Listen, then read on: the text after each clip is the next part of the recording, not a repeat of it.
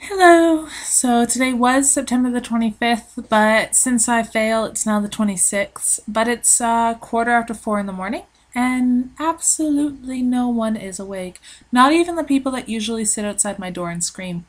Um, so I've been doing arts and crafts all day, which is why I'm dressed in a Iron Man 2 t-shirt, yeah, and yoga pants. You don't really put a lot of effort into how you look when you're doing arts and crafts. Um, so, uh, so apparently I just failed to remove shit from my face. But what I'm making is the Wayfinders from Birth by Sleep. And I thought I'd make a really, really quick little video for anybody who might be interested in the way that I did it. So if you don't know, Birth by Sleep, Wayfinders, if you've played any of the Kingdom Hearts games, they look like Kyrie's little charm thing with the seashells, except cooler because they're in prettier colors. And they're not made by Kyrie, who fails. So what I've done is I went and got some of this. This is Fimo, but you can also use Sculpey, Primo, Fimo Soft, whatever you think is easiest to use. Fimo Soft is apparently really good. This is just normal Fimo. I tried using Sculpey, and funny story, but I ended up destroying it. So I used that, made it really, really, really, really thin, and cooked it in the oven for 45 minutes. I know it says don't leave them in the oven for more than 30 minutes, but I cooked them for 45 minutes, so suck it. And make them really, really small. What I did was I used cardboard, and I cut out the design, and then just kind of like copy-pasted them all over the dough sheet that I had created, the clay sheet that I had created, and then cut them all out. I went to the clay, by the way, is $2.99 at Michael's, so it's not very expensive clay. This is a pretty cheap way to make Wayfinders. I got these. They are just sculpting tools.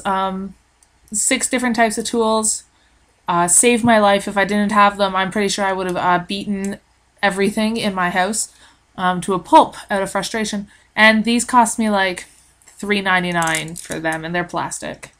I guess you could use kitchen utensils as well, but I prefer having these. What I did was I used this end.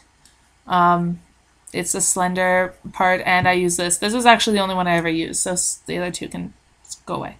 Cut them out, put them on a baking sheet, 45 minutes, cooked. I was left with these little things here. One of those packages made me 8 Wayfinders worth. Each Wayfinder has 5 of these, so it made 40. On top of that, you're going to have to make the little heart thing that goes in the middle, this thing here. This is my model because these are currently in the oven. I'm just waiting for them to cook. So you're probably going to need at least 2 packets, unless you're just making like 1 batch. I'm making 2 batches of Wayfinders.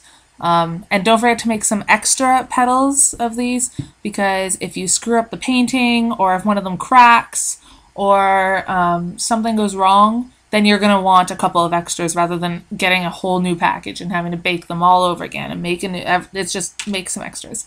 What I did was I did poke holes in them because they're supposed to be bound by twine. The holes weren't big enough, and I was afraid it was going to become structurally unsound. So I'll get back to that in a second. What I did was got 2 different shades of paint, according to which Tara's is yellow and orange. So I obviously got yellow and orange paint and put at least 2 coats of the color that's going to end up at the top. So for Tara's, it's going to be yellow. Put at least 2 coats of yellow on both sides. If you just put 1, it comes out really scraggly looking. On Aqua's, it was the lighter blue. You can't see it very well, but the lighter blue. And on Ven's, it was the darker green, because Ven's goes light to dark, unlike the other 2, which go dark to light. And then what I did was I just put a V of the darker color at the bottom once the other layers had dried, and use a brush and just brushed upwards, and then used my fingers and dabbed at it and got the gradient eventually. And do one side at a time with the gradient. I tried doing both sides at once. dried really weird, had to redo everything. I'm really lazy, tried to get ahead of the game. And then I got this when I was doing a project a couple months ago when I was back in dorm. And it's just a clear gloss glaze. You can get it at any store. This is just the like rip-off cheap version because that's the one I happened to grab, I guess. I mean, the craft I was doing when I bought it were like these $2 bobblehead craft things that were really fun. So yeah, I just put this on top of it. One, make sure the paint is dry because this stuff is really viscous. It's really thick.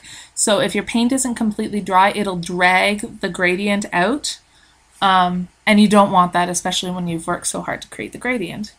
Let everything dry and sit. And then what I did is you've got to have a silver trim that goes around it. I've got one here somewhere.